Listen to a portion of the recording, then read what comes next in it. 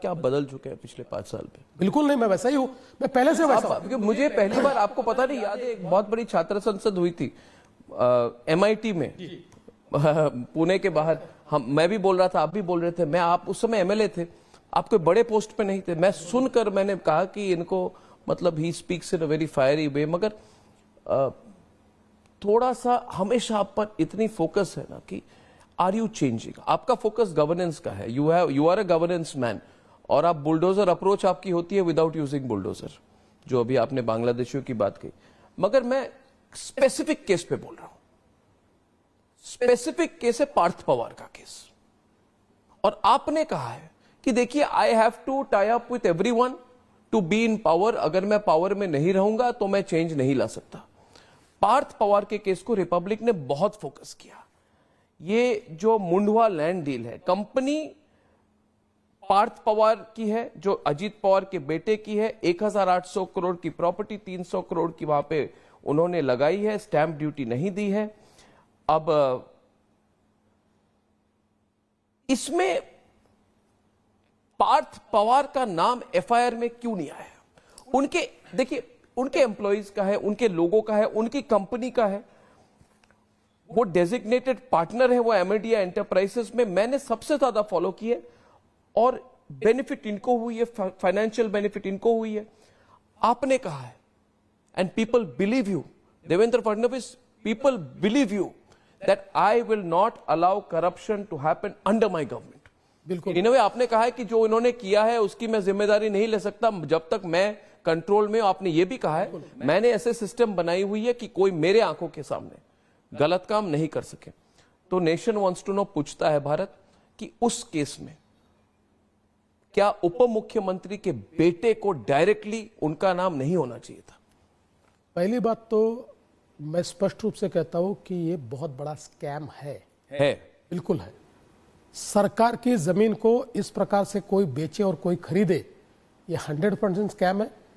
किसी ने मांग करने से पहले सरकार ने इसके ऊपर FIR किया, इसके ऊपर दूसरा कमीशन भी हम लोगों ने इनिशिएट किया, इंक्वायरी उसकी चालू की।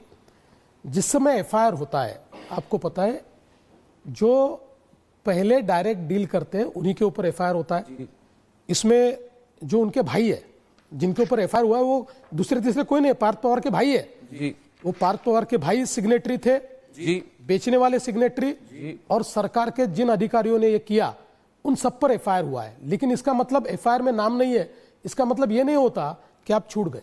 खुली छूट नहीं है। इन्वेस्टिगेशन में, क्योंकि FIR तो it is a first information report, prosecution ये आपका जो चार्जशीट जाता है उस पर आधारित होता है। FIR में किसका नाम आया महत्व का नहीं होता, चार्जशीट में किसका नाम आया ये महत्व का होता है।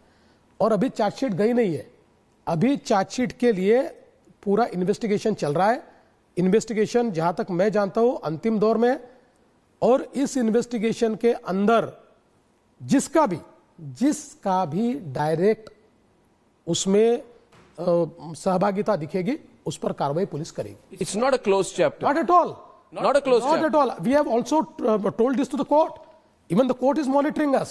We have told the court that we are taking action. It is under investigation, and whosoever is responsible will name him.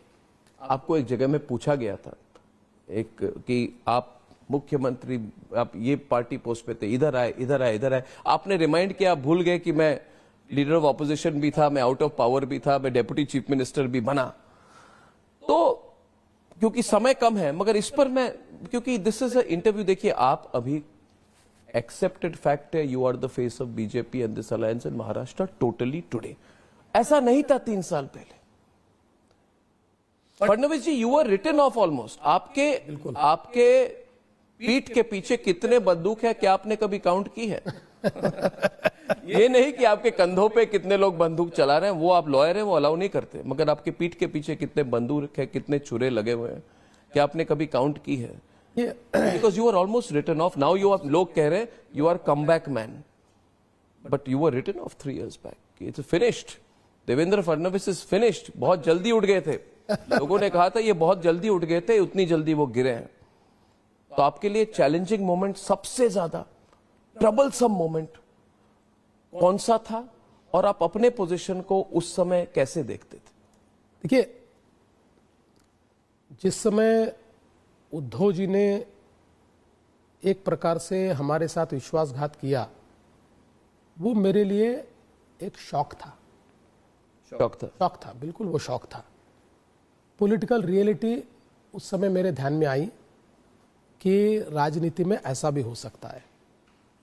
उसके तुरंत बाद जो पवार साहब ने किया वो कम शॉक था, इसलिए कि भाई पवार साहब तो कोई हमारे साथ चुनाव नहीं लड़े थे और एक प्रकार से उन्होंने अपनी अपॉर्चुनिटी देखी और हमारे साथ पॉलिटिक्स की।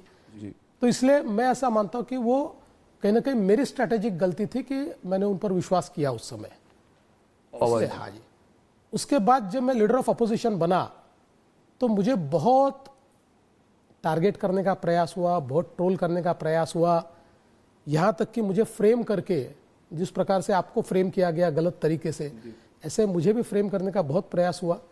लेकिन चूंकि उस समय 5 साल में होम मिनिस्टर रहा था और पुलिस में एक भावना मेरे बारे में थी कि इस आदमी ने कभी गलत काम नहीं किया है, इसने कभी पैसे नहीं मांगे, इसने कभी ट्रांसफर पोस्टिंग में भेदभाव नहीं किया है।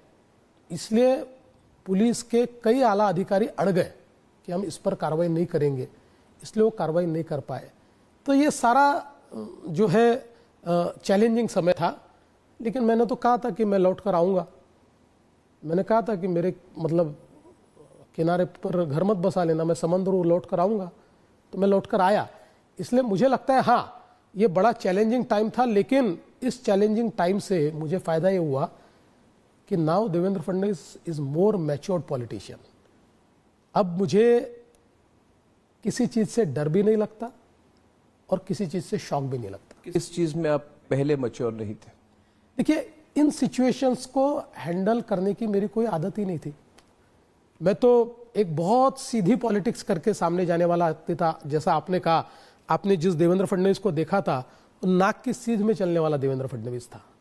लेकिन बाद में देवेंद्र फडणवीस को ध्यान में आया कि पॉलिटिक्स में कभी कभी आपको स्ट्रैटेजी भी करनी पड़ती है और कभी कभी आपको सामने वाले को पटकना भी पड़ता है। आपको लगता है इस सब में आपके गवर्नेंस पर फोकस कम, आपके पॉलिटिक्स पर ज्यादा हो गया नेशनल लेवल? बिल्कुल नहीं। देखिए, अगर आप ये इलेक्शन, आप प्रेडिक्शन दीजिए मुझे कि क्या होगा, क्योंकि सब लोग लाइव कवर करेंगे, पहला बड़ा इंटरव्यू है। What you see as the result of the election? What is your vision? क्योंकि इतनी पॉलिटिक्स की चर्चा हुई, डेवलपमेंट की नहीं हुई, मगर अभी जब हम मुंबई में आते हैं, कोस्टल रोड से आते हैं, तो हम एयरपोर्ट से सीधे नारिमन पॉइंट 35 मिनट पे पहुंच जाते हैं।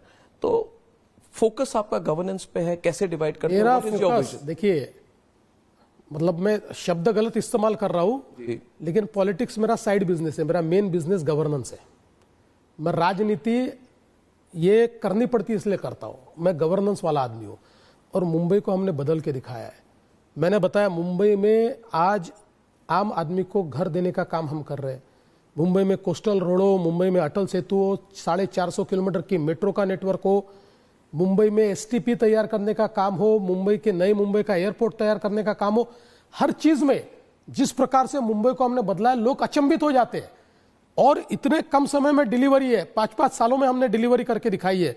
इसलिए जो आदमी मुंबई में आज आता है, मुंबई का बदला हुआ स्वरूप देखता है। और मैं आपको कहता हूं, अगले 5 सालों में एक देश की सबसे अच्छी सिटी और एक बहुत ही इंटरनेशनल सिटी के रूप में आप मुंबई को देखोगे। क्योंकि अब मुंबई में इंफ्रास्ट्रक्चर के साथ साथ एनवायरनमेंट भी हमारा फोकस है।